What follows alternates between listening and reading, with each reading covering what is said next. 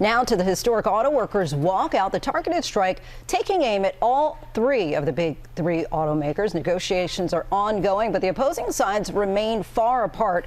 Our senior national correspondent Terry Moran is outside of a Ford plant in Michigan with the latest. Good morning, Terry. Good morning, Lindsay. Yeah, day 4, and you can see they're still on strike. That's a manager's car going in. They're kind of slow walking that. And spirits are high here. They make Ford Broncos here. A lot of workers tell us they don't make enough money to buy the car that they build, and that's one of the reasons they're on the line. Still, we heard from a couple of workers. They hope this strike doesn't go on for a long time, but there is no deal in sight.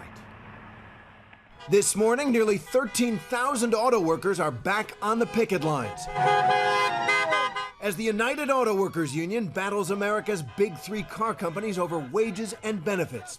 It's an unprecedented strike using new tactics, targeting only 3 facilities so far: a GM plant in Missouri, a Ford plant in Michigan, and a Chrysler Stellantis plant in Ohio. Come on now! Over the weekend, negotiations puttered along. The UAW saying it had, quote, reasonably productive conversations with Ford and meetings Sunday with GM. And Stellantis says it's now increased its offer to workers, matching Ford and GM, a roughly 20% increase for hourly wages.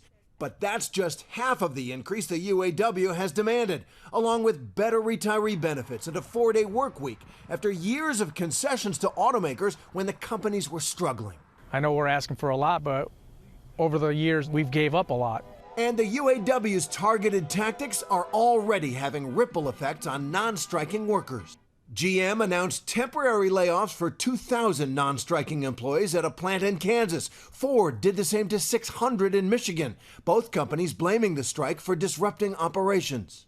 But the UAW accused the companies of, quote, trying to put the squeeze on our members to settle for less. It's because we're out here on strike and we're picketing to stand up for ourselves. Further down the supply chain, the strike is now starting to impact some car dealerships, bracing themselves for possible shortages. We can survive for a while, but if this thing prolongs out anywhere past that 30-day deadline, we're going to really start to see some pricing influences. Talking to workers here, we keep hearing 2 things. One, they say they aren't doing it just for themselves and their families, but for workers coming up. They want to make sure that younger workers coming into the industry, especially the electric vehicle industry, do well. And the other thing they say, they feel it is time, after workers taking hit after hit over the years and executives getting more and more pay. George? Such a consequential strike. Okay, Terry, thanks very much. Well, hey there, GMA fans. Robin Roberts here. Thanks for checking out our YouTube channel. Lots of great stuff here. So go on, click the subscribe button right over here to get more of awesome videos and content from GMA every day, anytime. We thank you for watching, and we'll see you in the morning on GMA.